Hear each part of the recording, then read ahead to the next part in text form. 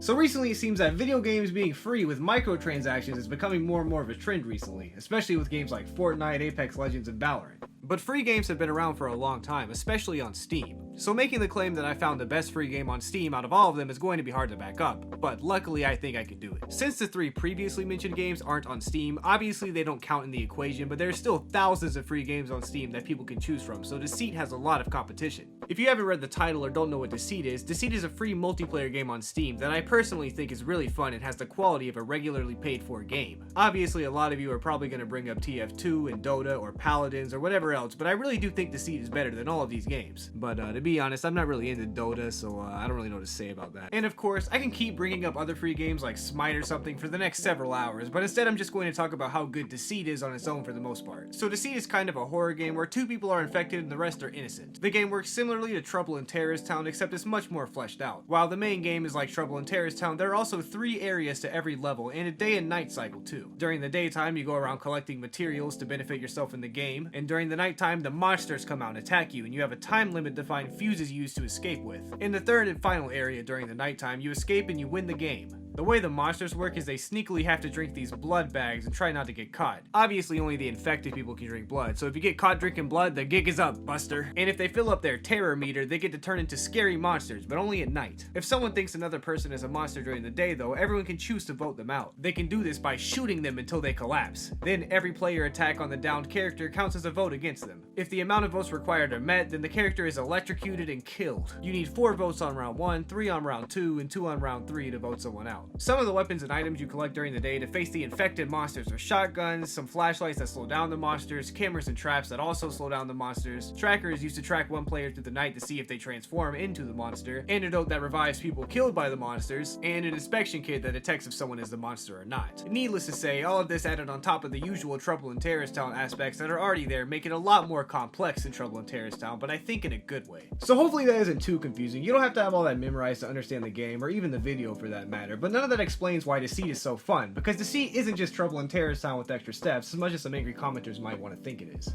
One thing that makes Deceit unique, not only from Trouble in Terrorist Town, but also from a lot of other Steam games, is it has a story with lore. Throughout the game and every map, sometimes randomly a purple page will spawn, and when you pick it up you get some XP and you get a lore entry in the main menu. There's actually still a lot of mystery around the story, and I hope they expand upon it in the future, because it's actually really interesting from what I've pieced together. There's an agency that created the terror virus that turns the humans into monsters, and they made the map Asylum and used it as a cover-up for their experiments. Now you're gonna think I'm joking here, but the bunny on the cover of the game, yeah, his dad got an early version of the virus and injected the bunny man with it. Eventually the bunny man got better and worked with his dad on the experiments. Soon after, the testing sites were all closed down by the agency, but the bunny man still used them for experiments. Eventually the bunny man sets up the levels we can play in the game as a Saw-like game where he kidnaps our 6 players, infects 2 with the virus, and sees what happens like a game. Each of the characters have a different backstory too and have different ways they were caught. Alex worked in the shadows, always looking for his next big story, now researching decades of mysterious disappearances in the Dunning-Kruger Asylum. He's on his way to see the place for himself, but after finding the diaries of those that disappeared, he starts to realize what he's gotten himself into just a little too late. Chang is a triad operative, so he has enemies in high places. He tried to extort an illegal arms company, and as the game lore says, Chang is about to come face to face with the terrifying product being shipped between a shadowy bioweapon developer and a Chinese military splinter group, which gives us a little more information on what's happening, but not enough to piece much else together. Reports of unusual activity from German counterintelligence led Hans to fly a reconnaissance mission deep into the Arctic Circle. With 30 years of military experience, Hans thought he'd seen it all. Turning back to share his shocking discovery, he finds his lines of communication cut and engines blown. Spiraling down to the frozen earth below, he sees a red glow emerging from the snow,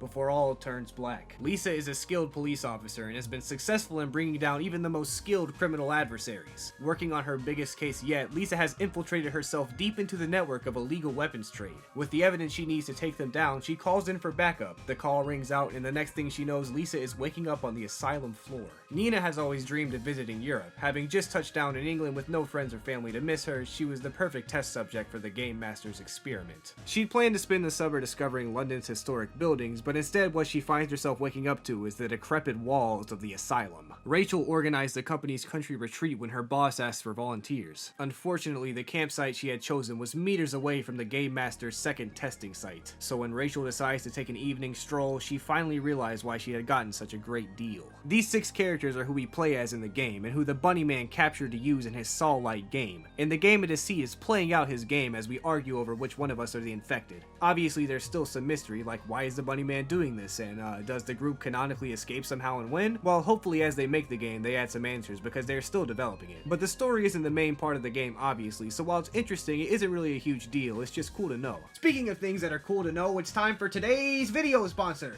which is my own merch. Hey guys, I have some merch on Zazzle. It looks pretty cool, and if you get it, everyone will love you. So all of that aside, one of the main reasons Deceit is as fun as it is are all the mind games you can play with each other. Obviously, when it comes to any game like Trouble in Terrorist Town or Town of Salem or something, there's going to be some mind games, but the way the mind games in Deceit mix with the unique mechanics is done very well and enhances the genre as a whole, I think. Not only are you arguing over who's infected, but there are a lot more ways to slip up and accidentally reveal yourself than any other game like this. A couple of ways this can happen is being caught picking up fuses to progress without placing them down, which is a common strategy the infected people do. You could also be caught drinking blood, of course, or even destroying some of the items that can be picked up by the other players. In Deceit, when you're the monster killing someone, they can't tell who you are either, so there's a lot more killing than there is in something like Trouble in Terrorist Town. And with more killing than normal, the tension is higher than normal, because you could literally die at any minute without being able to find out who killed you. And this is where the mind games can come in. The mind games in Deceit are as extreme as you feel like making them. Sometimes it seems like everybody is wilding out and making it look like everyone is infected, meaning you don't know who really is, which makes you start to ask who started the chaos, since they probably are infected. But other games, you have no mind games at all, and it's just a slight suspicion that someone might be lying. Kind of like when people start telling weird stories at the lunch table. But one of the things that is so great about Deceit is the actual game just causes mind games in itself. For example, a lot of times I'll watch someone drink blood and call them out on it.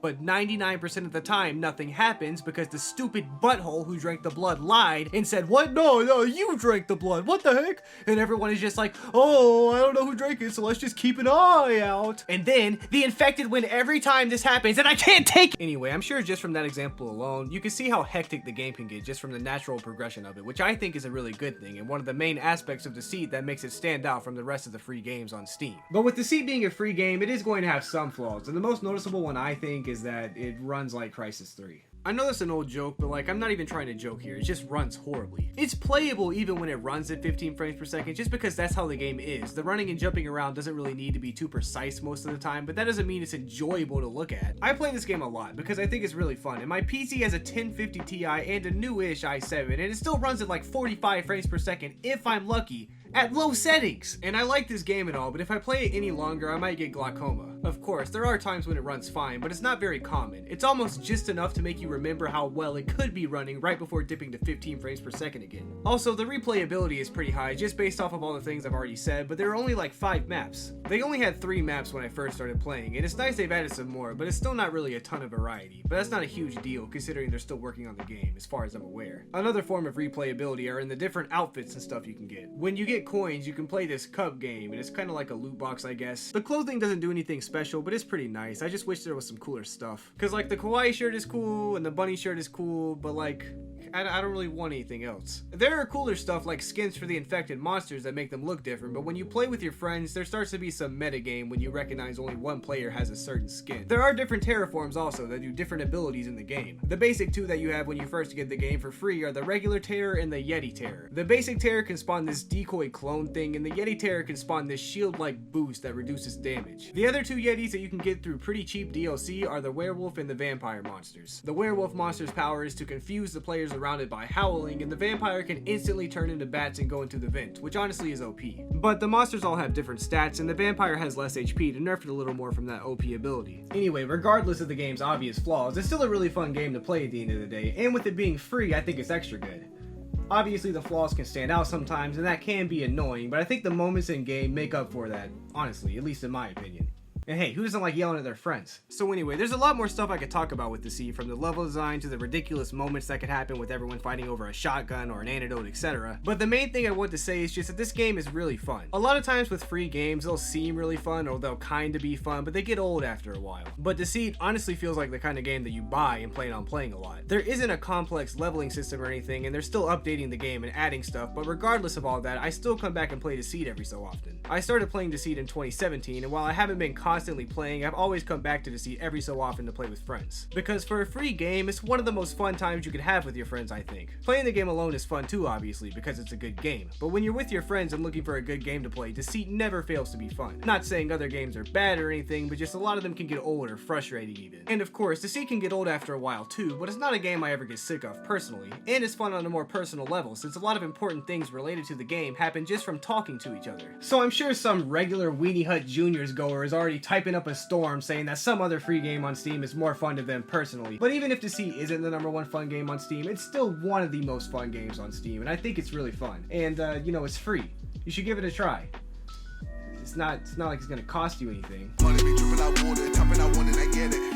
I got my money in line with the queen, boy, making the credit. I gotta spend a lot, 5 figures.